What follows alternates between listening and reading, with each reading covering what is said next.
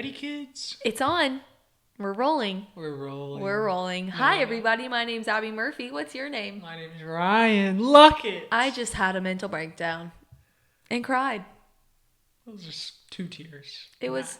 was, no, it was like 4. It was 2 in the inner corners and 2 in the outer Abby corners. said, I don't want to cry because my ear stuff on my face is going to not curl up. My ear stuff on my face? Whatever. Try it again. Eyelashes. What do you think I actually said? I don't want to cry because my eyelashes are curled and I don't want them to straighten up. Good job. I said I curled my eyelashes and I don't want them to become straight. So basically the same thing. But today is not about me crying, although we'll tap into that. I'm having one of those days where I feel a little bit emotional about everything and feel like I am not good at anything and that I'm ugly. Which is a lie. And thank you. Ryan was very kind in speaking truth over me and just saying really kind things. Would you like to tap into what you were saying to me or no? Just saying that she's very talented. She's beautiful. No, not tighten me up, but for any of the people out there who may experience a loved one coming to them. Just hearing them out and hearing what they're saying because their feelings are valid, but also recognizing that the feelings aren't true and they're not the end all be all, and so you can maybe not get those feelings out right away and that sadness might not leave, but you can start to at least speak truth over yourself. And when negative thoughts come in, you can throw those out and begin to speak to what is true, and what you're feeling might be valid is not necessarily the truth. Yeah, that's really good. I struggle with just a lot of believing the lies, and I think that's just part of being a girl as well. Guys are wired differently in the way that they're more stable, I guess, and less feelings driven. And females are motivated by their emotions. And so when we have good emotions, it's really good. When we have bad emotions, it's not. It's hard. It's the hard days. But Ryan's been really great in helping me through it. So thank you for that. But we aren't sad anymore because we have such a special guest coming on today. This is true. Would you like to introduce the name? I'll do the first name. You do the last name. Why do you not remember his last name? No, I know his last name. Wait, you do the first name and I'll do the last name. Let's say it together. Okay. 1, 2, 3. Kaleb Ward. Kaleb with a K. Kaleb with a K.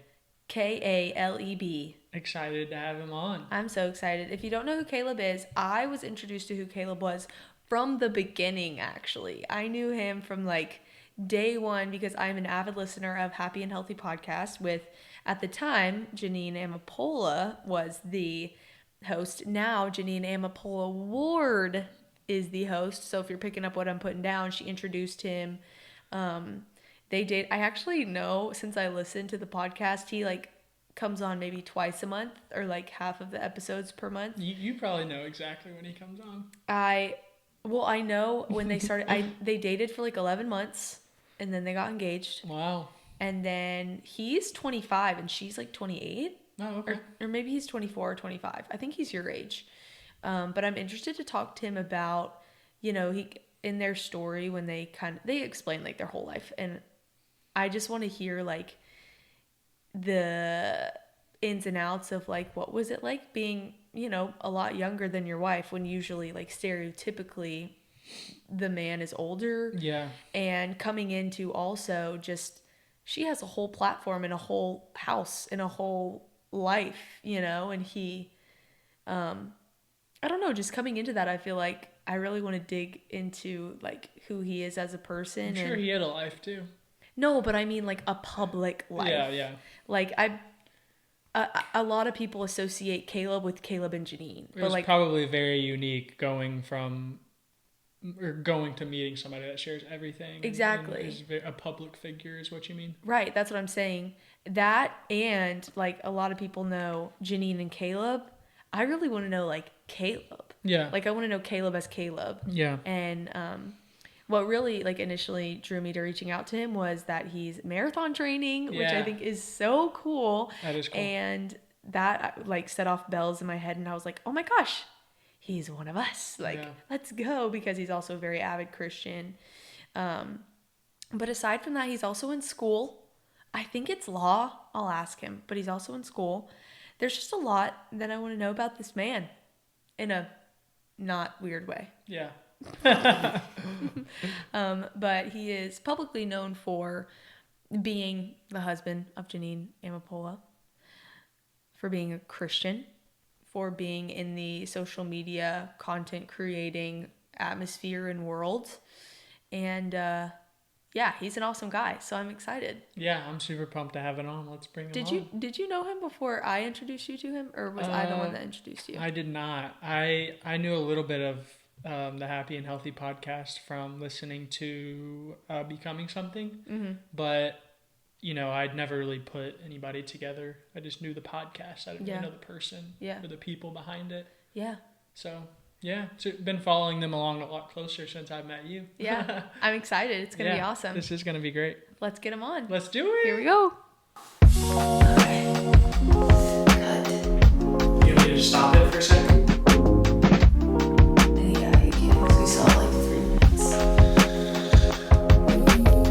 All right, everybody, welcome to the podcast, Kaleb Ward. We are so excited to have you, Kaleb. Thank you for joining us. Of course. Thanks for having me. It's weird not having my wife with me. This is like one of my first ones by myself. So I know. That's what we were talking about. We did like a little segment before, and we were talking about like, I know Kaleb because I'm an avid Happy and Healthy podcast listener.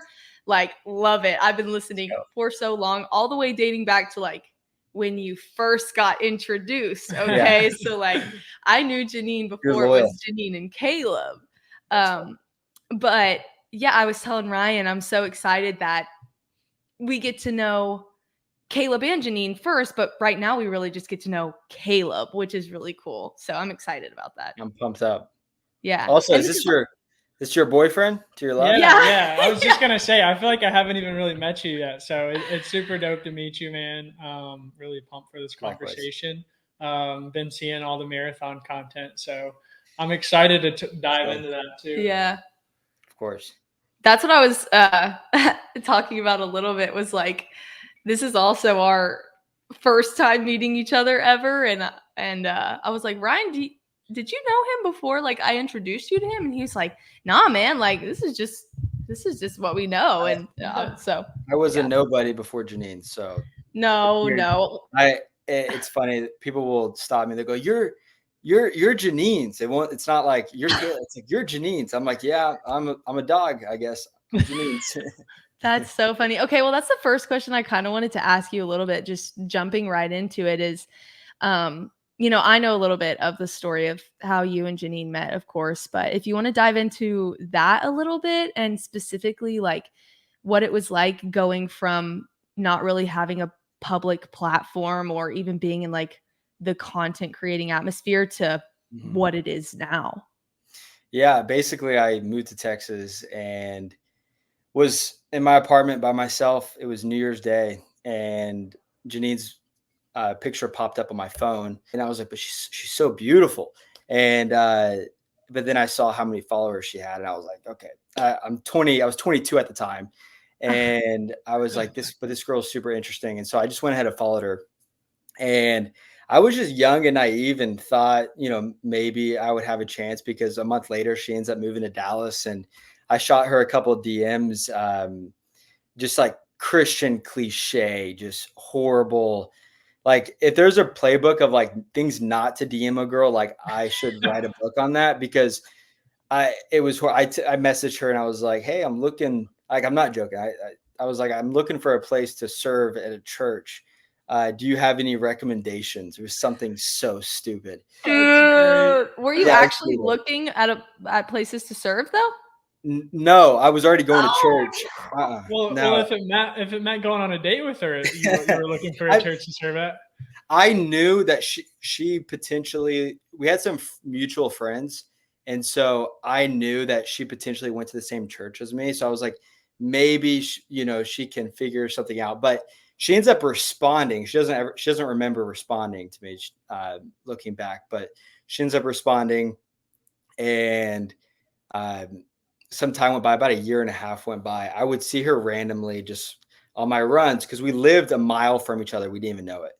And I would see her around our lake that we lived by. And then I would see her at coffee shops and stuff. And I randomly walked into a 4th of July party, and she was the first girl that I saw as I'm walking to this party. And she inquired about me, and she found out who I was. And then she was able to hit the DM button to see that there were all those messages prior.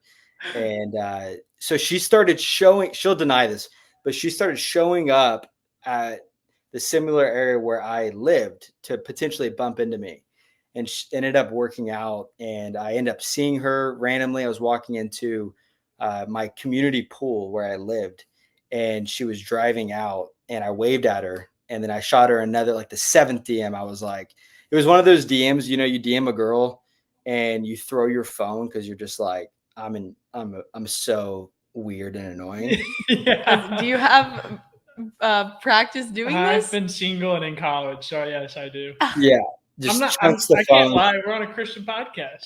Yeah. So yeah, I sent a DM to her. I was like, I hope that was you that I just waved at. And she responded back and was like, don't be so shy next time. And then I was supposed to move to Florida 2 weeks later. So I was like, hey, I'm moving in 2 weeks, but I'd love to take you on a date. We went out. So she said, yes, we go on a date. I still moved to Florida. I quit my job 6 weeks later in Florida. I moved back to Texas to pursue her. And then we were married a year later. Shoot. Dude, that's incredible. Yeah. I didn't know that part. Dang, that's But crazy. I'm 26, about to turn 26 now. I was 22 when I first DM'd her that stupid Christian line, and it's been 4 years since, and now we're almost married a year, and it's pretty crazy. Wow. That's incredible. What were you doing in Florida? Like, were you moving because of a job? What part of Yeah. Florida? So I worked in hospitality. I worked for Hilton, and so I managed a hotel here in Dallas, and then I was going to work through corporate training property is called a Waldorf Astoria property in Orlando. And then so I was just going to keep working my way up and travel in different hotels and manage properties. And that was kind of what I was going to do. Wow. And then what was it that like made the light switch when you were like, no, I'm going back? Like, it's Janine. Yeah. I was at the airport. I was talking to my mom, and I was coming back to Dallas to just visit. And my mom was like, what are you doing? Like, what do you love this girl, yeah, she might think you're weird for moving back, but if she literally goes, if she breaks up with you because you moved back, then she didn't want to be with you anyway. And so I actually, because at this time, Janine and I are still pretty fresh. And so I come back to visit her, and she doesn't know I'm moving back, and we're just watching TV. And I'm like, hey, by the way, I'm moving back home. And I mean, I freaked her out pretty good because she was going to get time to figure out whether this was going to work or not. And because I decided to move back, it was like, okay, we got to figure this out. Wow. That's intense. Okay. So then let me ask you this. And I mean this in like the kindest way possible, but stereotypically, like, at least, I mean, that's how it is for us. Like, Ryan fully has a career and is older, and sure. I'm coming in kind of like I'm still in college. I miss college. Yeah, I'm still in college. I thought you were saying unfortunately to me coming in. And I was like, whoa, I miss college. I don't like I miss the easy days of college. That's it's nice. But we have kind of a similar age gap, I think, because I'm 21 and he's 25, and you said you're 26 and Janine is 30. 30. Okay, yeah. So what is it like kind of coming in when, she already has this huge platform, this career, the age difference? What was that like, and how did you navigate that, and are you still? It's a loaded question. So it's a great question. I think it's the biggest question I get every day. It's Janine and I can't do anything with someone saying, what does Kaleb do? And because my life before Janine was really private, it's like, it's weird to be in a place now where you're having to balance the nuances of social media and with even what we do and how I support her and how, I help run the business and all the different minute things that people maybe don't see on the inside. And so there's a huge responsibility for men who are married to women who have these big platforms. And so my thought process was, this is a big deal, and the Lord put it on my heart to go, okay, I want to steward this and help her steward what she's already built, and also just Mm. support her in her dreams, her aspirations, and if I can, lift her up on and make her even more, I want to say famous or anything, but just have more of an impact. Like that's what I want to do. Now, I would say it would be a very big issue if I didn't have my own dreams and passions for what I want to do. So a lot of people don't know this, but I'm actually about to finish. When Janine and I met, I had no college credits whatsoever, and I'm going to be graduating probably in the next month. And so when we met, I went back to school part time or pretty much full time, plus helping her with everything. And so I'm about to graduate with a degree in political science and history, and hopefully go to law school is the goal. And so I think we have a good working system where we do work together, but I also have, some things that I'm pursuing. As far as the age gap goes, like we just don't feel it. It honestly feels like I'm the older one, she would say, from a lot of different levels. Like I grew up in a small town of 500 people. I love watching the news and drinking coffee and just like like country music. I just feel like I was meant for, the Western days, and so I just feel like we really coincide well with my skills and talents, but also with what she's doing. Yeah, that's so nice. Wow, Hope that's that answers your amazing. question. No, it definitely does. And I mean, yeah, it's interesting to think that like people ask you that all the time and how we view the world so like stereotypically.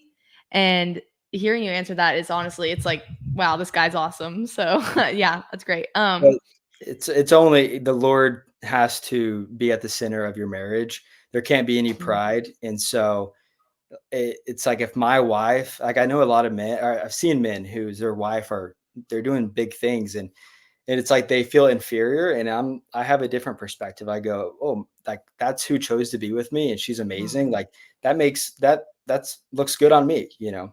That's humility too. Like that is a great representation of humility. I think that's like really really special. Mm. Um, and like you said, I was gonna say like right when you said that, I was like, wow, this guy has a lot of humility for that because I feel like people would do that is, oh, I want my own thing and I want to be able to do this and almost maybe even compete in a way. But, as you mean, you're trying to build her up. And that is leading in marriage, I feel like. I'm sure Abby was going to talk about that, or ask you about leading in Take marriage. it away. You ask. But that is where we can go right into is just is that your way of leading in the marriage is really building her up in that, like what does that look like? I think it's challenging each other to who we say that we are. And so from like the beginning is before social media, before following, before any of that is where our heart's at. If am I being a good husband? Am I showing up? Am I waking up and being proactive and not reactive? I think in the beginning part of marriage, I was reactive in the way that I was potentially leading. Mm. Um, and being proactive of stewarding again the responsibilities that we have, the responsibilities that I have as a man to show up every day and getting in the word, getting in prayer, the things that I say that I'm going to do and actually doing it and fulfilling it, is something that has truly changed my life. And that's why running honestly was the catalyst for, I think, the beginning part of our marriage to where it is now, getting up every day, doing something that you do not want to do. Like after this, I have a long 8 or 10 mile run. I don't know how long I'm going to run, and I don't want to do it in a lot of the same ways that I don't want to wake up and get in the word. I don't want to clean the kitchen because, for some reason you don't want to do the things that your wife wants you to do in marriage, because again, we're selfish. Uh, and so, yeah, I would just say, to summarize, like do the things that you don't want to do and your life will be more blessed, I think. Yeah, that's so good. I remember like us talking about similar things of, me being like, oh, I just don't feel like reading my Bible today, or I don't feel like blah, blah, blah. And something that Ryan's taught me, even just in our conversations in dating. And I mean, now we're kind of talking about maybe a little bit more than dating. So So that's exciting. Which I want to touch on that a little bit. But uh, yeah, it's really nice to have that humble, like almost silent leadership of like, okay, your feelings are valid. Let's not base things on those feelings. Like Mhm. you said, get up and do the run, put in the reps, put in the work, because that's what's going to produce something. And we can't just not do it because we don't feel like it. Yeah. Which is so good. But yeah, I wanted to touch on a little bit just the beginnings of navigating going from single solo man into now partnership and unity with someone, because we're very open about it, but we're going to get engaged soon and it's really exciting.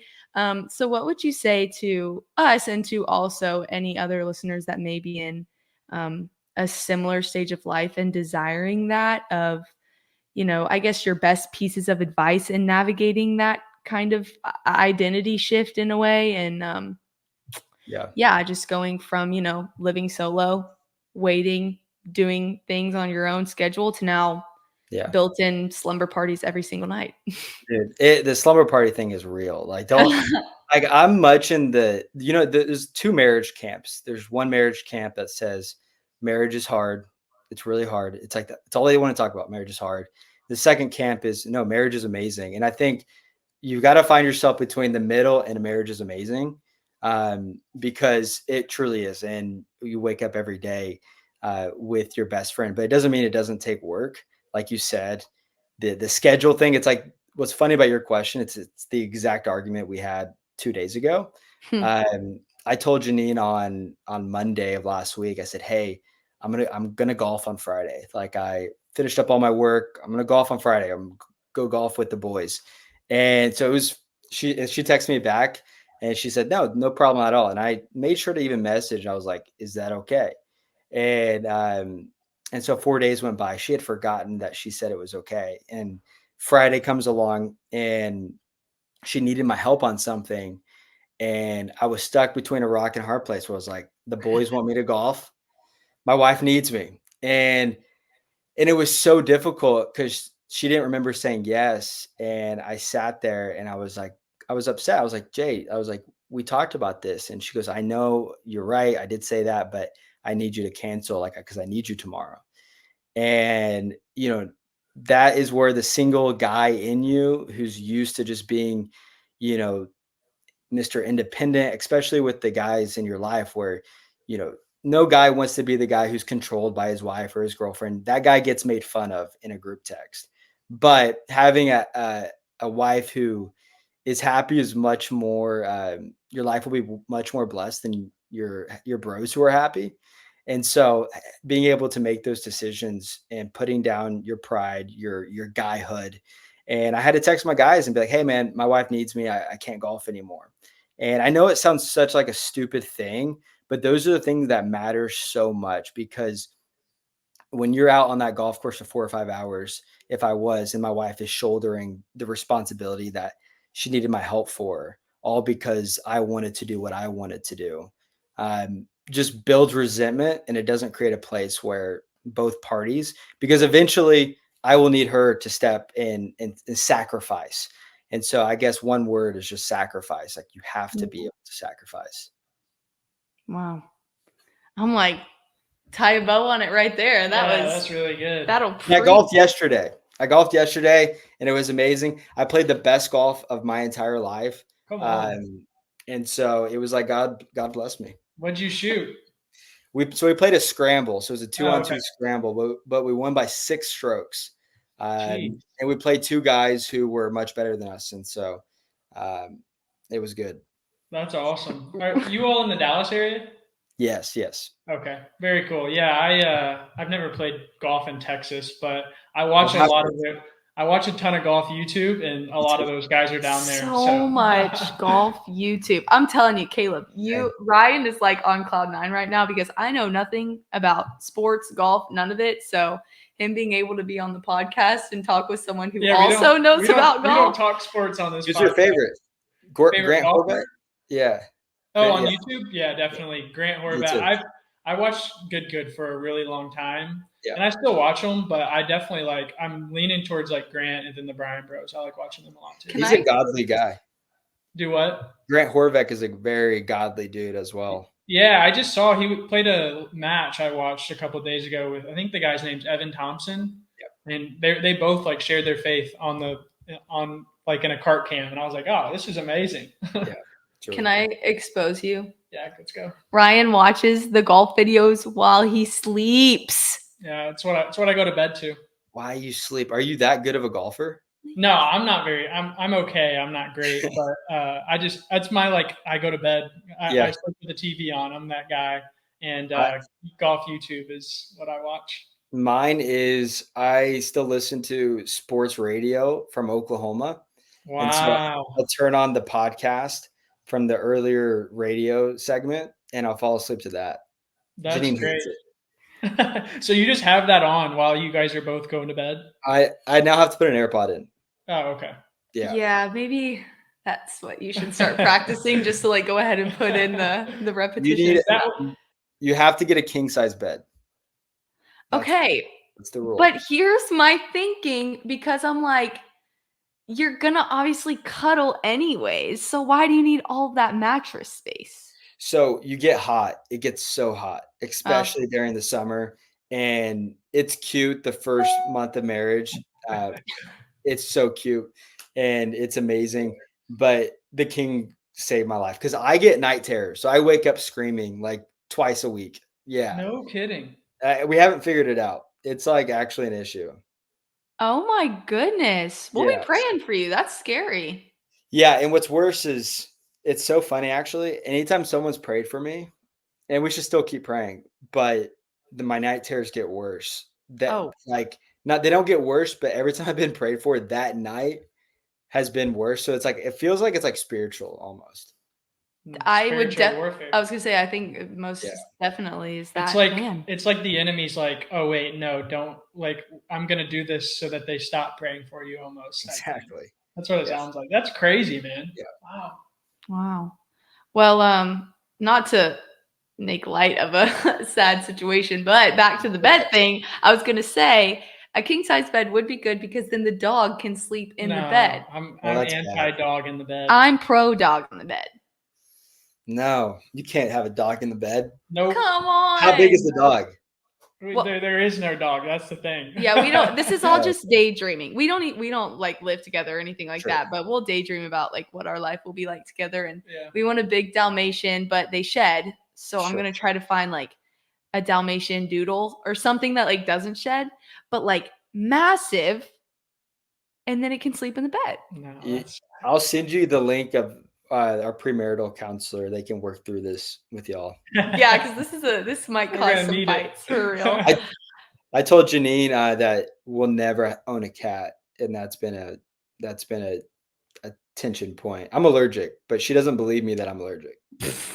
She's trying to test that out a little bit. Yeah. She's like, we'll adopt one for a couple months just to check. Man. Okay, so now I want to talk about something that when I heard you mention in one of the podcasts, I swear I'm not a crazy obsessed fangirl. I just love listening to the podcast, but your running journey. Because we're both avid runners, love the marathon life, have the bug, just love it. Yep. How'd you get into running? Have you always ran? Have you always marathon trained? Just kind of how'd you get your start? Yeah, I was just a strict basketball only kind of guy and lift weights, play basketball after, that was it. Never did any really cardio. And then when I lived in New York City my freshman year of college, and I was intended to get a business degree from there. Excuse me. And one day I decided that I wanted to ride a skateboard, and I ended up that day dislocating my patella tendon and blowing out all the cartilage in my right knee. And so maybe I can, so you can see that on the Oh Oh screen, yeah. yeah.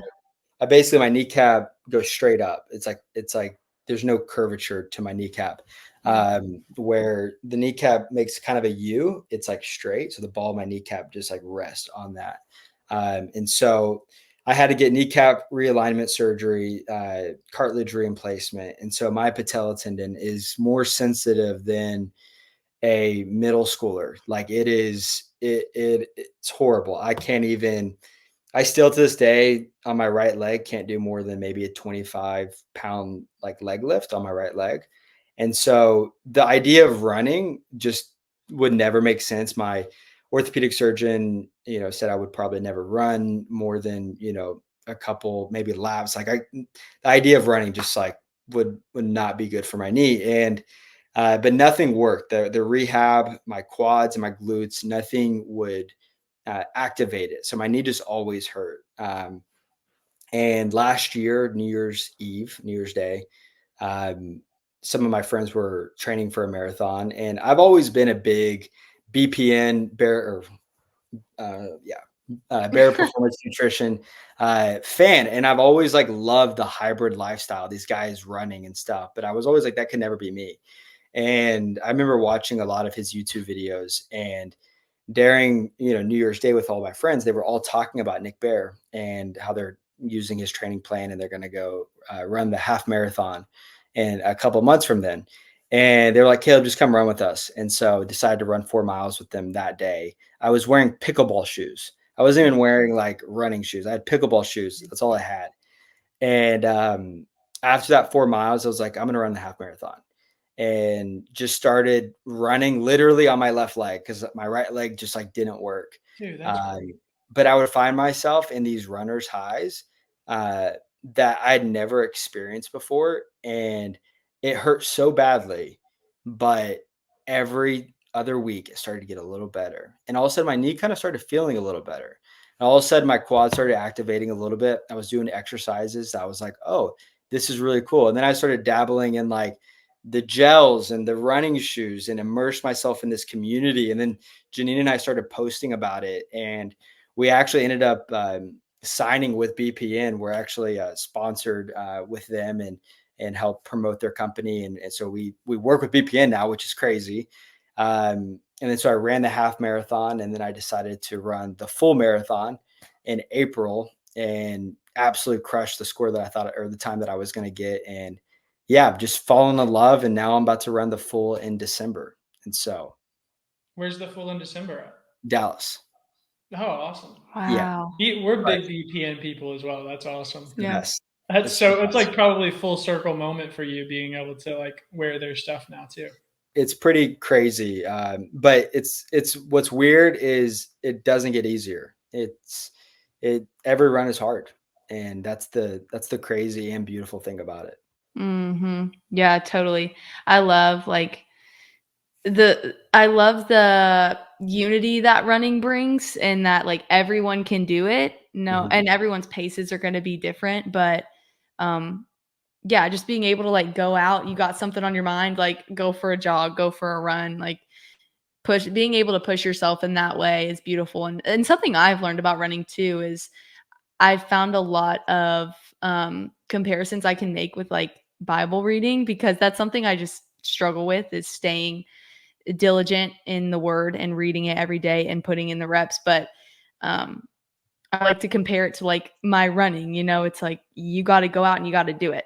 Mhm. And you're going to get that runner's high, and you're going to feel those great feelings. And you're also going to get some really low lows, and you're not going to get something out of every single run. Just like you may not feel this wrecked, like emotional awakening every time you open the word and open scripture. But the more you do it, the closer you're going to become to the Lord, the more you're going to build that relationship with Him.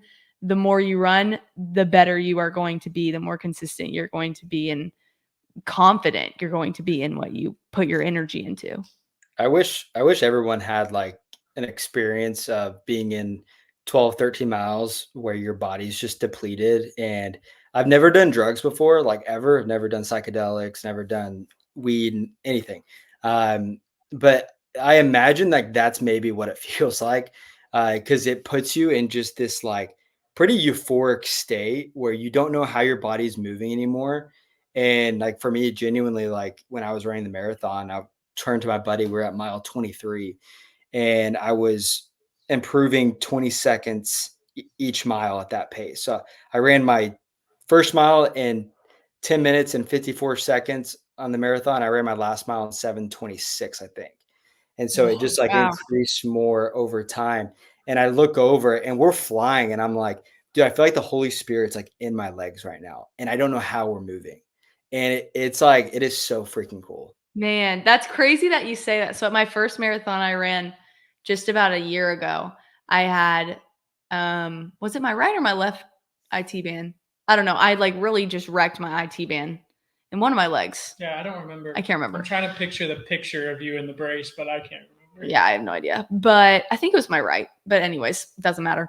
And I like the way my leg was feeling, I should not have been able to run more than like 2 miles. Like I literally couldn't even put pressure on it.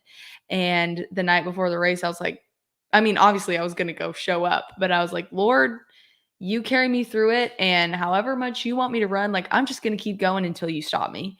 And it was crazy because I made it through all 26 miles, which No way. first of all, that was like, what the heck? Like that should not have happened. Um, What was your time? it was 3:32. What? She's incredible, man. That is She's insane. Your IT band hurt and you ran a nine. What is that? A 9:12? I think it was like an 8. Well, Oh, 8 minutes is 3:30, so somewhere around there. But I also it was my first one, so I didn't eat or drink anything the whole time. Like I didn't know how to fuel properly. So that was a whole thing in itself. And so my second marathon I went way more prepared, which was nice. But um that's yeah, amazing. but I remember I for every marathon I'll listen to worship music and I'll just pick one song and let Spotify shuffle. And around 13 miles, like my legs were just like rubber, but I was like, "Lord, I feel like I am walking on water right now. Like I feel like you are with me every step, like every Mhm. single step. This is not me pushing myself in this race." And then the song Walk on Water came on in my headphones and I was like, "Wow, this is crazy." And then it was like instant like pre-workout Chills. and I was like, "Whoa, whoa, Yeah. whoa." That But it feeling of like chills down your spine when you're on a run is euphoric. oh my gosh, it's insane. Yeah, so I kind of want to dive into that too of uh in your fit you're so big in your fitness and so big in your faith. Where do those worlds come together for you? Mhm. Yeah. I think there's a common misconception with especially Christians who love athletic sports and also fitness with lifting weights, whatever it is, as people can sum that up as vanity. Mm, And I know people who've done that to me, and they'll make comments and make it seem like I care about vanity when in return it's for me personally playing sports my whole life, and then all of a sudden it's over. I needed to find something where spiritually, like my heart would get ignited when I play basketball games on the road to basketball games and listening to worship music and the pressure that created, pressure equals diamonds kind of type faith.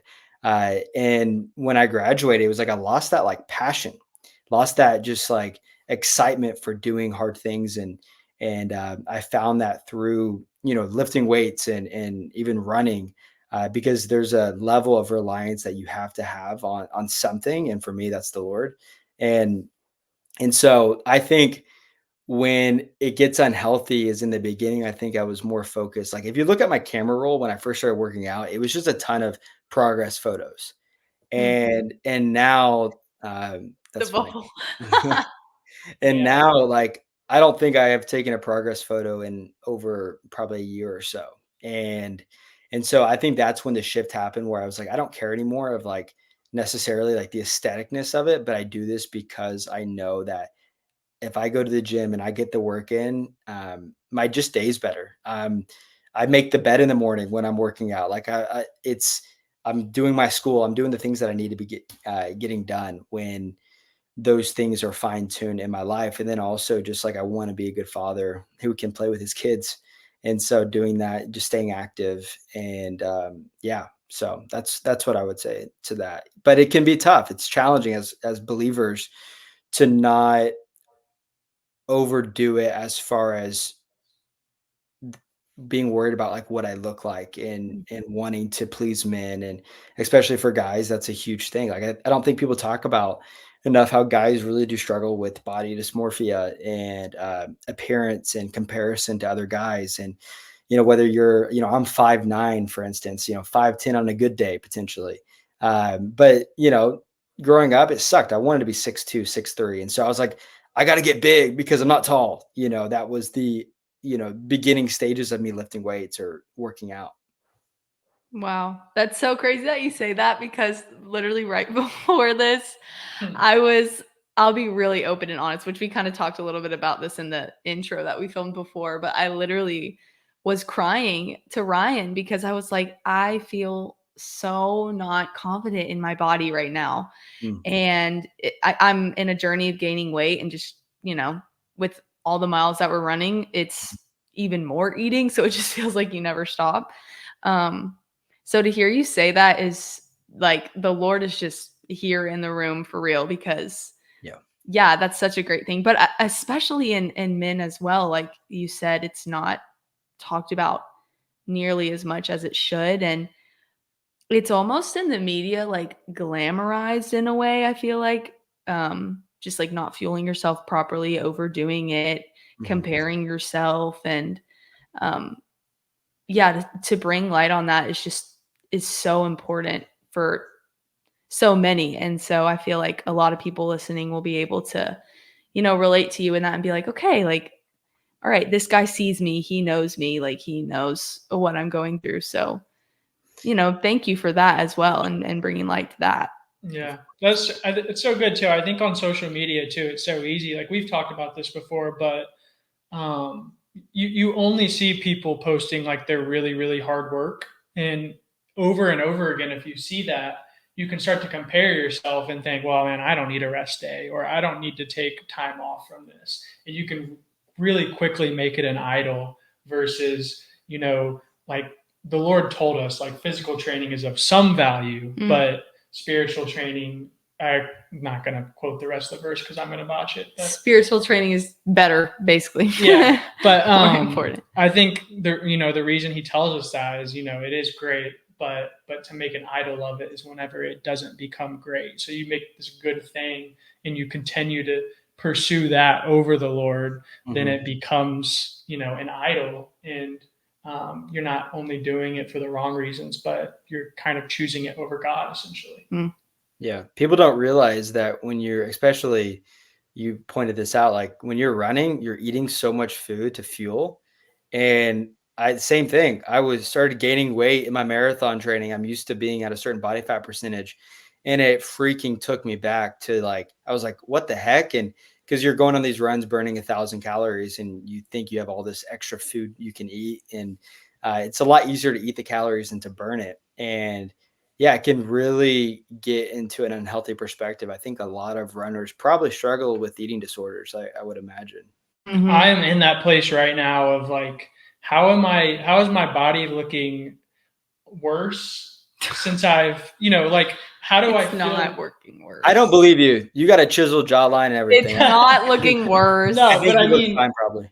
You might be able to relate to this though, because I don't lift as much anymore. I don't go to the gym as much anymore because I'm in a really heavy marathon training. And like you said, your body starts to change. Well, in maybe like other people don't notice it as much, but you notice it, and you're like, you get into your head so much about it. It's like, I'm working so hard, and then you step back and you're like, okay, this is not what this is about. You know what I mean? And I'm in that place right now, and we've kind of talked about it because both of us were training for the ultra, and it's like, I'm running so many miles. Why am I feeling like I'm like gaining weight right now? How many miles are you guys running? 50 or 100? Well, so this one's a unique ultra. It's the BG Hot Rods ultra. So it's in our hometown. Yeah, it's in our hometown. The Hot Rods are I don't know. They're Local they're a baseball? single A affiliate of the Tampa Bay Rays. Okay. So you run it inside the stadium, like around the park. It's a 0.33 mile loop. It's like a concrete around the field. And you go for 24 hours as much as you can. That sounds horrible. That's what I thought too, but he did it last year in a relay, and I like came and watched and supported, and it was the coolest thing ever. You feel like you're in an alternate It's universe. a lot cooler than like, it does sound awful, but it's really cool because for one, it's for a curbside ministries. It's a ministry in Bowling Green, and we've talked about this. It's and like it's everyone from our church. They work it. And like there's a ton of sponsors and stuff out, and I don't know. VPN's a sponsor, actually. Yeah. Really? And I don't know if you're this way or not, but I kind of get adrenaline and motivation off of like seeing people I know while I'm running. Yeah.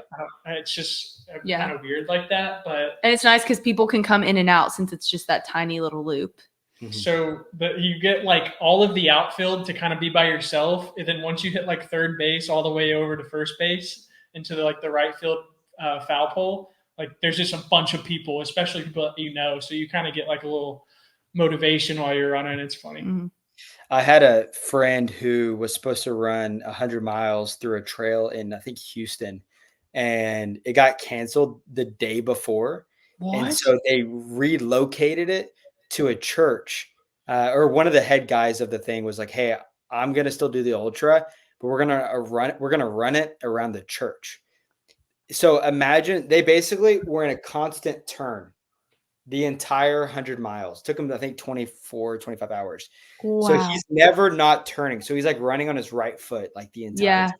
See, that's how it is for us, except they switch every hour, I think.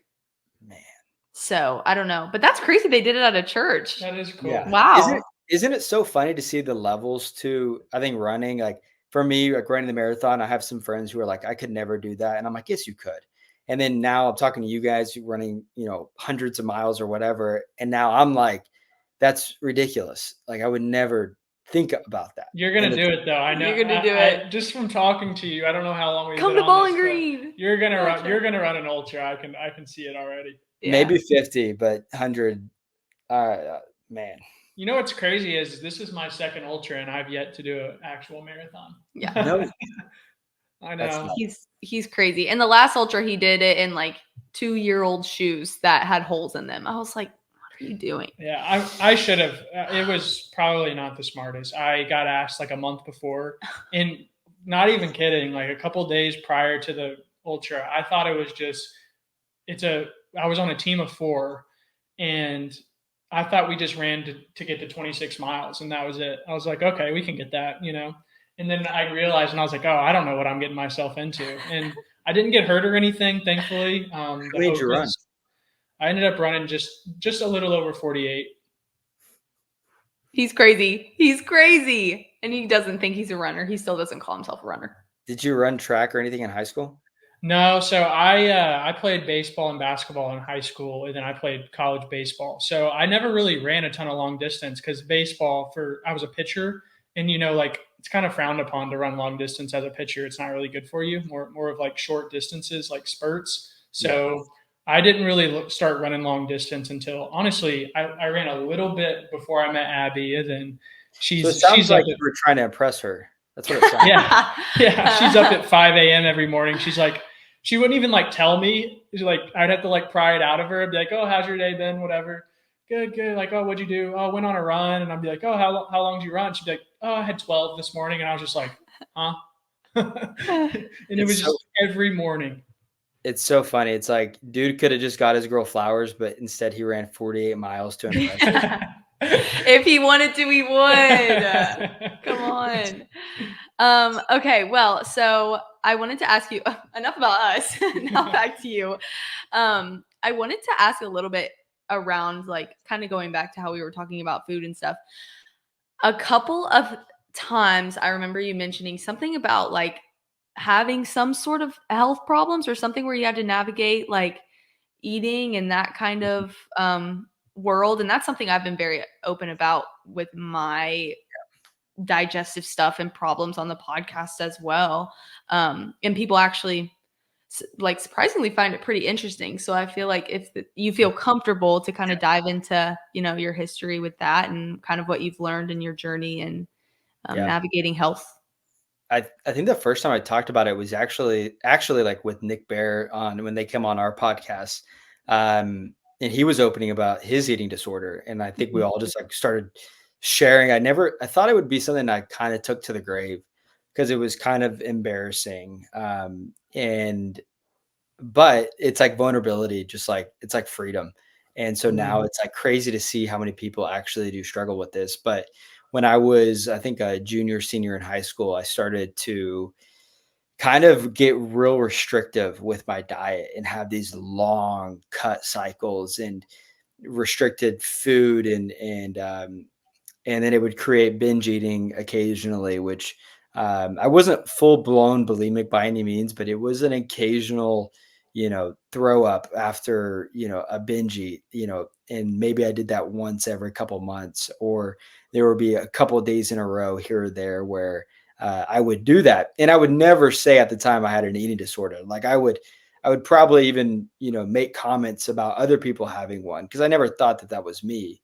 That was until basically my gut just shut down. Like I couldn't digest food anymore. Couldn't use the restroom. Honestly, it just was, it's TMI, but constipation was my middle name for over 2 years, to a point to where the only thing that would work was laxatives, and then laxatives would create a real they're really hard on your mental health and your gut and your brain health chemistry, and so that put me in just like a not a depression standpoint, but just like a real like just tough time, I think. Mhm. um and over time just started rebuilding my gut, and it's been a couple years, and I have some weeks and months that are good, and I have some weeks and months that are really, really bad, and tough. Like, to be fully transparent, before my marathon, I hadn't used the restroom for 3 straight days. Because you're carbing up so much, my stomach just wasn't used to what was happening. So I actually had to use a suppository Mhm. before my marathon because I hadn't used the restroom in so many days, and I literally couldn't run because my stomach was hurting so bad, and so I needed to use the Wow. restroom. And so, but that's again so bad for you, using stuff like that. It's a band-aid. And so I'm still on that journey, but I'm actually working with the nutritionist right now to figure out and game plan and tally what I'm eating, and trying to figure out because it affects so many things. And so I'm trying to get away from artificial processed proteins, foods, Splenda, sucralose, just all those types of things. And but it you to get healthy, you have to get better the same way you got sick. Yeah. Man, you have no idea how similar I was literally thinking this is our Abby. It's our crazy. stories are. Really? We are it's everything you said, literally everything you said, I have experienced to a T. Yeah. And not to make like your situation mine. I mean, No. obviously we're very different. But yeah, I mean, literally, I had a whole constipation like journey. Yeah. I was in the hospital actually. I had 3 enemas and nothing was working. Like it was insane. S- Um, We have literally, I'm sorry, I'm trying to turn my sound off. oh, Okay. you're fine. My email keeps popping up. That's yeah, it's I had the same exact situation with the enemas. Like, Yeah. so what did you do to fix it? I'm kind of like you. I had to still up and down a lot. Yeah. There would be, like you said, like I would have some weeks where I was like, okay, I feel good. And then I'd have like an awful weekend. And so there was one point where I was like, I guess I just have to keep running because I would only feel good if I was in a deficit. Yeah. And so I came to a point because I also have had a very long history with eating disorders, Mhm. which is obviously why I am suffering now. And I came to a point where I think mine was a little more mental in the fact of like, this is what makes me comfortable Mhm. is being in this deficit because I know I won't be uncomfortable even if I'm not using the restroom and even if I am having a lack of a period. And even if I am, this, being empty is comfortable for me. And I had to come to a point where it was like, but it's not good for you. It's not good. Just because it's what you kind of like in your faith, like just because it may be what you want doesn't mean it's what you need to do. And once that mental shift was made, I started treating eating as training, just as I treated running as training. Yep. So getting very consistent on like non-negotiable meal times and whole foods, like Greek yogurt is so good, like prebiotics and probiotics and whole foods, natural things. I don't have any processed things really that I can stay away from. Almost like whole foods carnivore kind of diet, but nothing too restrictive. I mean, I'll go to a wedding and eat a piece of cake and be fine.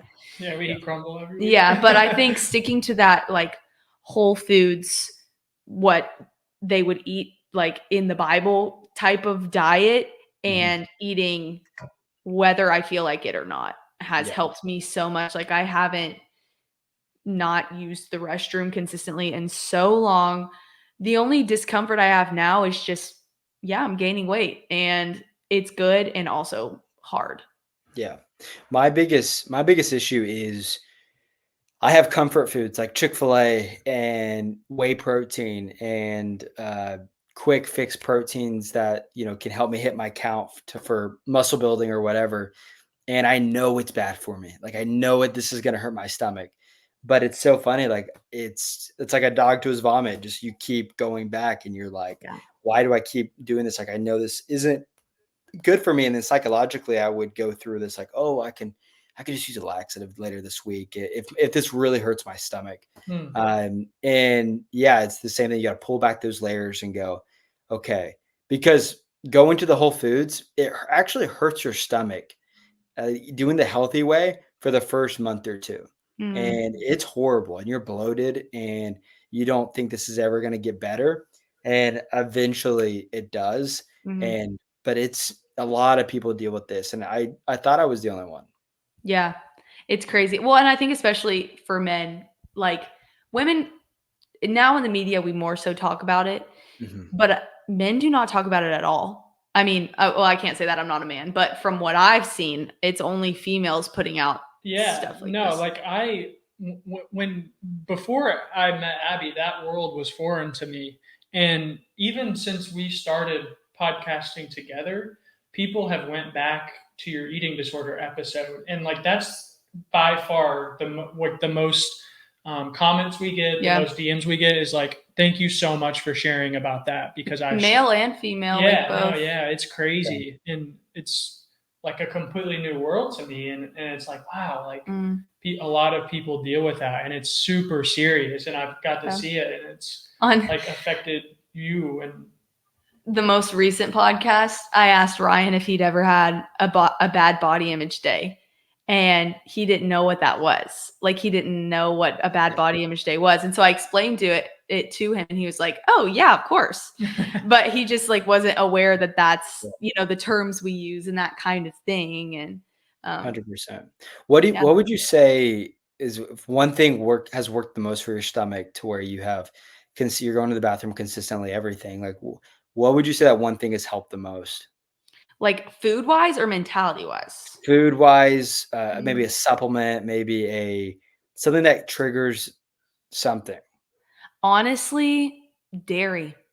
Really? Which I always thought I could not do dairy. Like I was like, what can I cut out? What can I cut out? Like, let's not do dairy. Let's not do gluten. Let's see, blah, blah, blah, blah.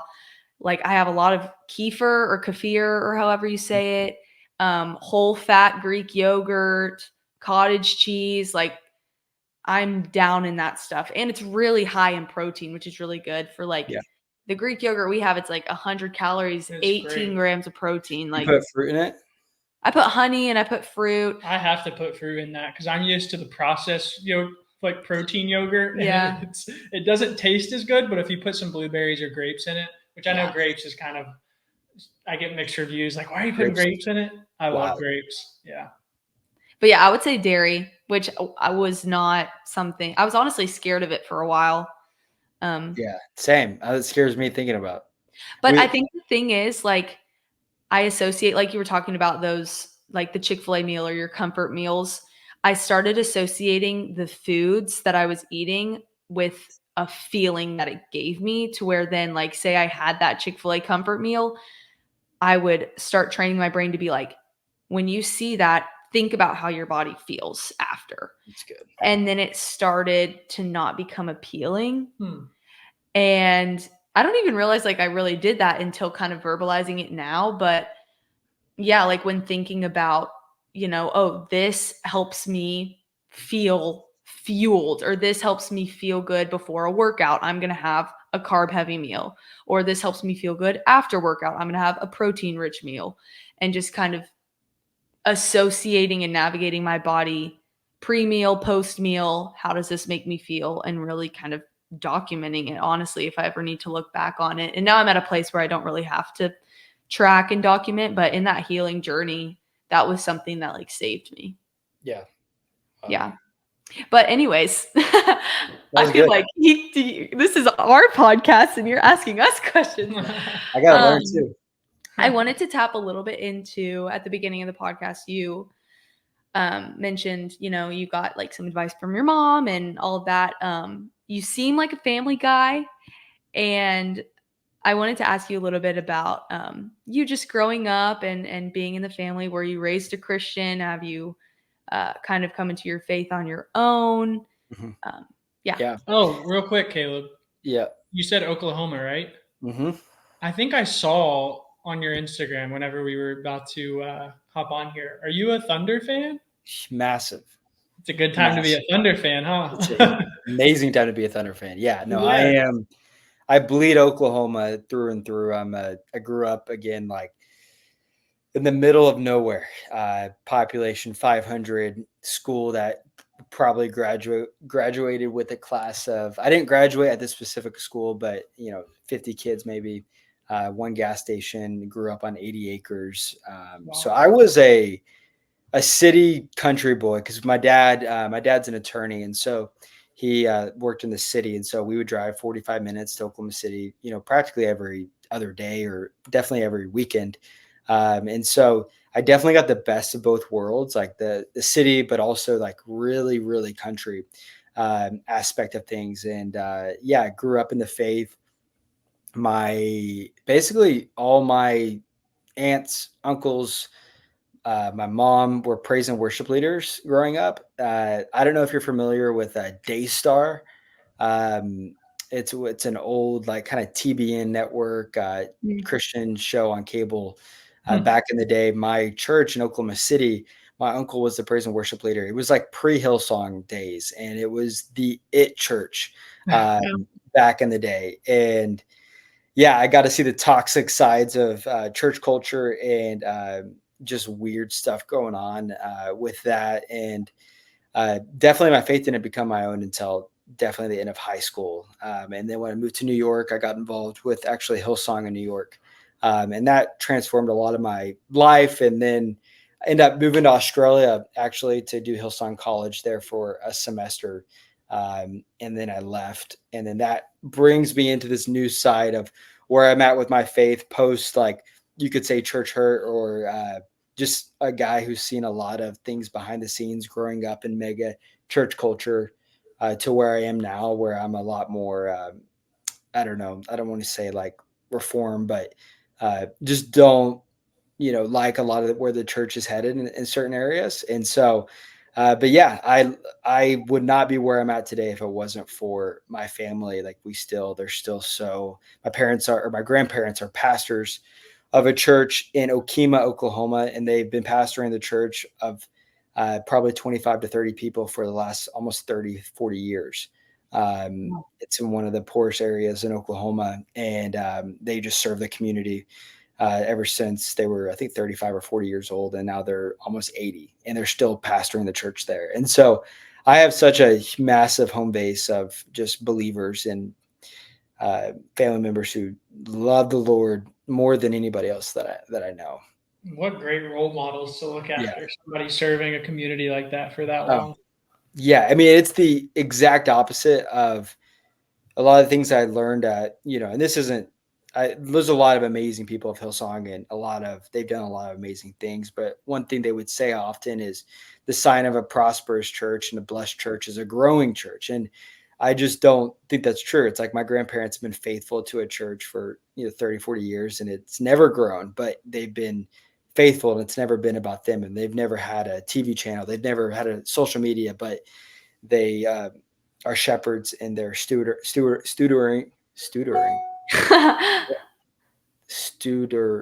the word? What am I? Stewarding.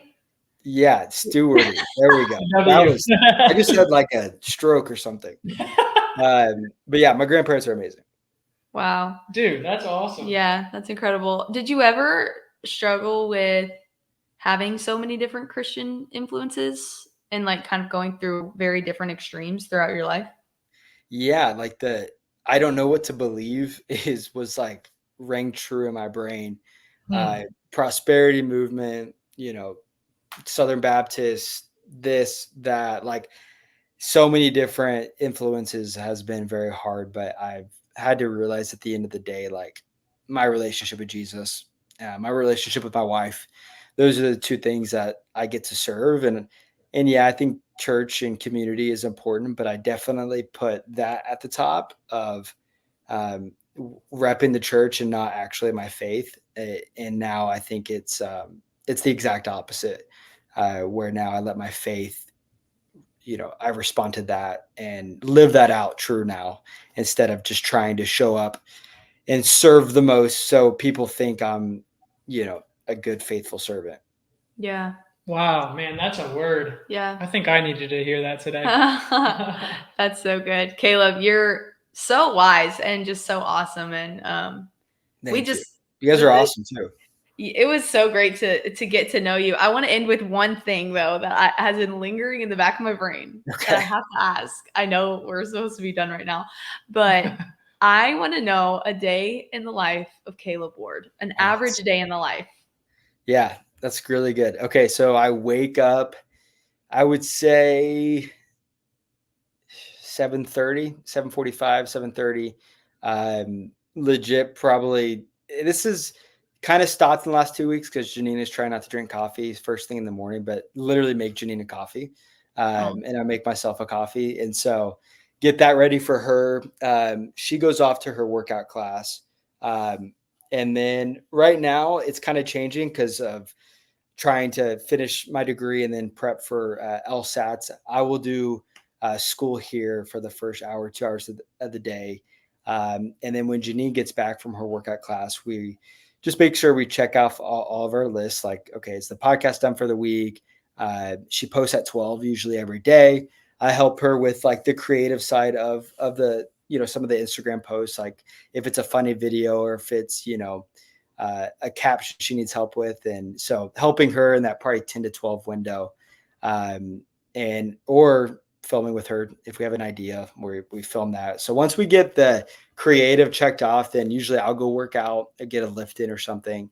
And then I'll come back around 12 or 1 and then basically doing school from 1 to 4. And then I'll start my run around 5 or 6 right now, get back, and then we will usually get dinner and then kind of plan for the next day of like, okay, hey, we have to post XYZ because we have a good amount of reoccurring, brands that we work with that we have to facilitate deliverables.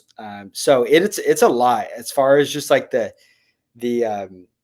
your deliverables that you have to meet with companies you're working with, plus your just creative side of things you're doing that are just organic. And so, yeah, but some days are super random, but that's more or less like kind of what my day looks like. Wow.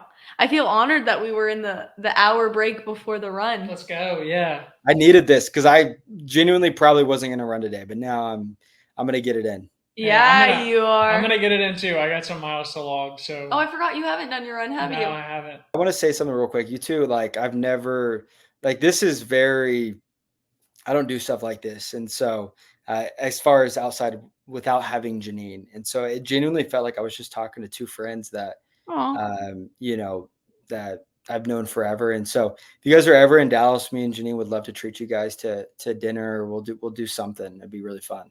Man, that'd be so That'd be a cool. blast, That's dude. like Where do you that's guys live? so cool. Bowling Green, Kentucky. Okay, that's right. Yep. Okay. So we're in the South. We're in the South. Except you're in the deeper South. We're deeper south, but I feel like Kentucky's more south though.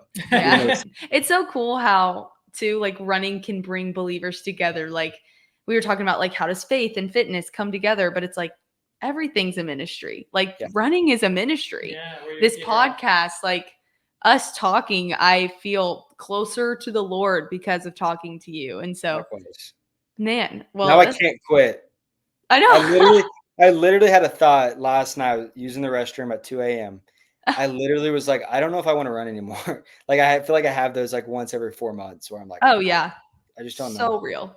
But now and those never stop either. They don't. Yeah, well, Kaleb, we love you. Thank you so much for this again. Like this was so awesome. You're awesome. I can't thank you enough. Seriously. Thank you for having me and wish you guys nothing but the best. And also, if he's going to be proposing soon, you got to stop asking questions. Let him let him surprise you. There we go. Thank you, Kaleb. Let him surprise you. No more questions. No, dude, literally my dad the other day, he was like, so I hear someone's going to come talk to me soon. I just want to talk to you about that a little bit. So I had the conversation with my dad too. So that's funny. This is a hard time to be a man. This is the most stressful part. You got it. I'm hearing that. Yeah, I think so too. Also, I just realized I hadn't had my wedding ring on this whole time, but I am married. Oh man, he is married. Caleb's married. Caleb is married, everybody. If anyone didn't know, Caleb is married. Yeah. Well, thanks, dude. Thanks, dude. You're awesome. Appreciate it, guys.